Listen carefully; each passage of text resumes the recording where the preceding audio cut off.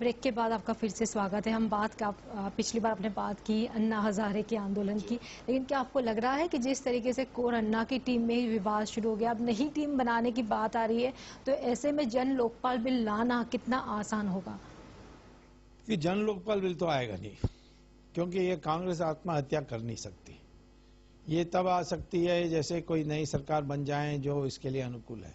मैंने अध्ययन किया जन लोकपाल बिल का, उसमें जो प्रावधान हैं, जो सेक्शंस हैं, उसमें अधिकांश कोई अर्थ नहीं है।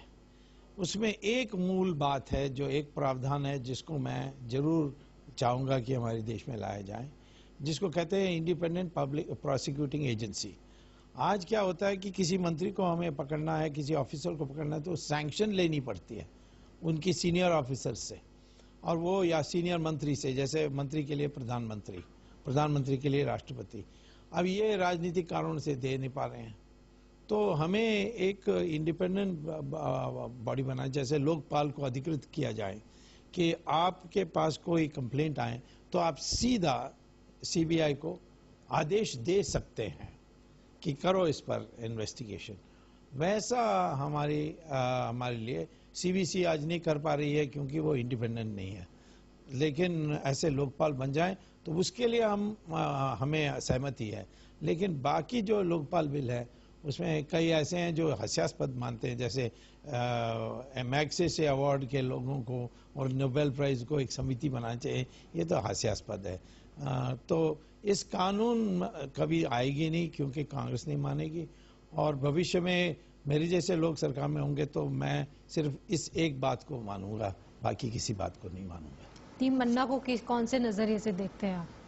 जो आए थे पहले सब वामपंथी थे, और उन्होंने जानबूझकर उनको राजनेताओं से दूर रखा, और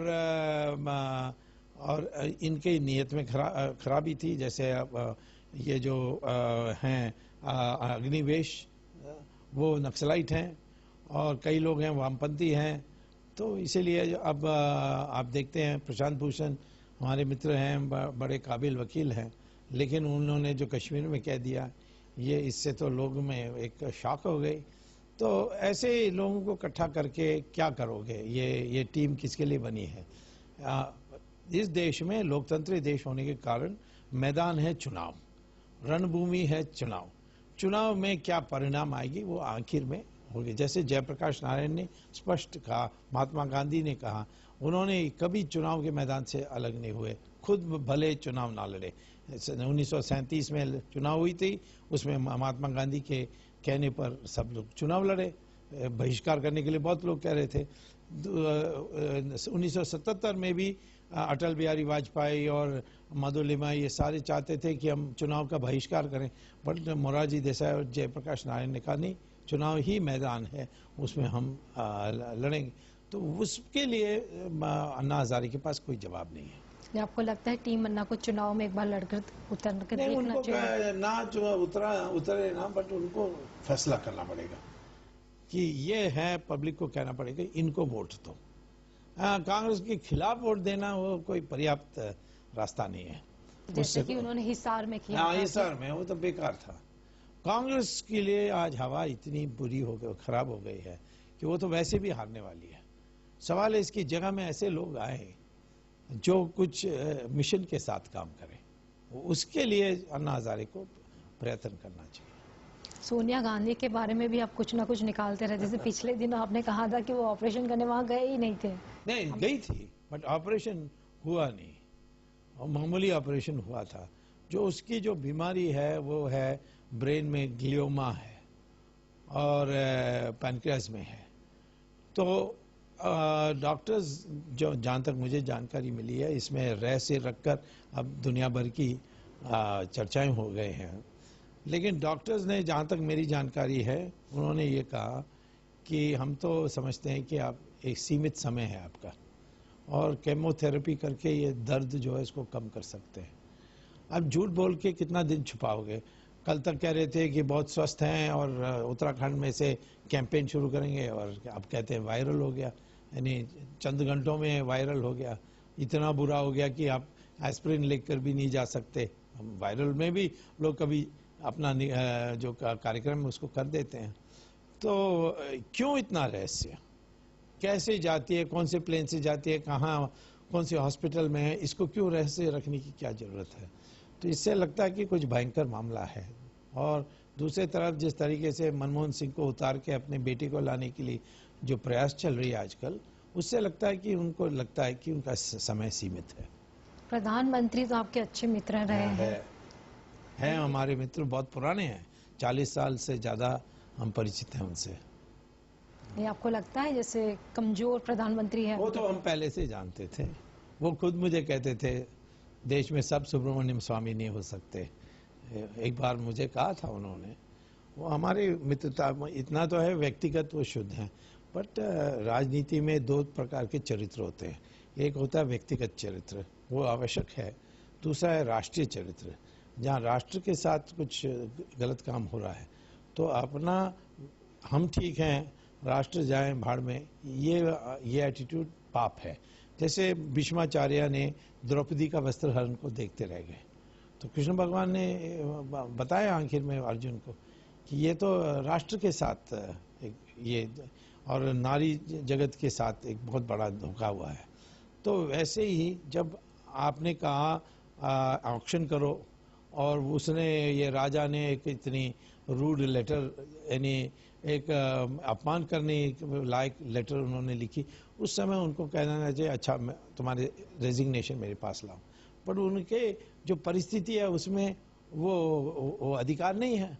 इनके ऊपर एक और अधिकार हो गया। ये हम कैसे एक्सेप्ट कर सकते हैं कि देश के प्रधानमंत्री की गद्दी के ऊपर जो कोई की जिम्मेदारी जिसका कोई नहीं है वो ही हावी हो सकें?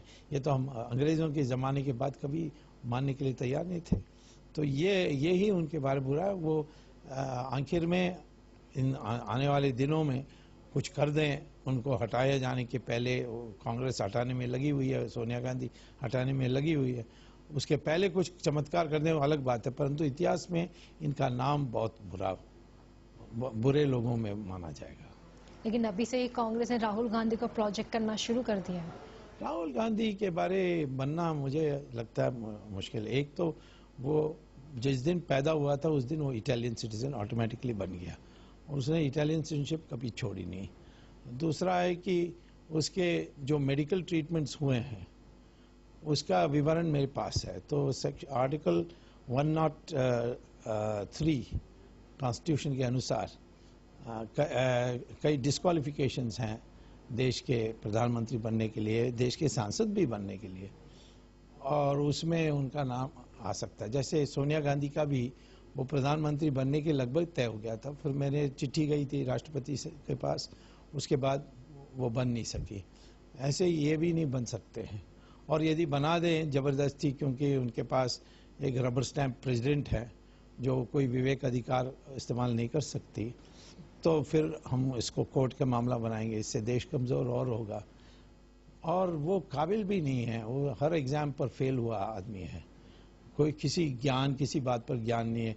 कभी गोबर की एक छोटी सी पहाड़ को देख के कहते हैं लाशों का पहाड़ मैंने देखा। तो और ये अभी दलितों के साथ उसने मजाक कर दिया है।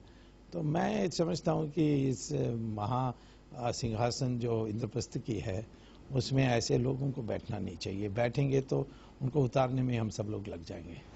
लेकिन अगले चुनाव में तो यही बात आ रही है कि अगले प्रधानमंत्री के तौर पे उन्हीं का नाम लिया जा रहा है आज की परिस्थिति के अनुसार, और मुझे नहीं लगता ये परिस्थिति बदलेगा।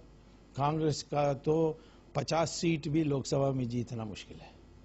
इतना घोर नफरत, एक क्रोध है हमारे देश में कांग्रेस के प्रति, वो जानते नहीं है। ये इमरजेंसी में मैंने देखा था, उससे भी भयंकर विरोध है। आपने 26/11 मुंबई हमले के दौरान भी काफ़ी सारी चीज़ें सामने लाई थी।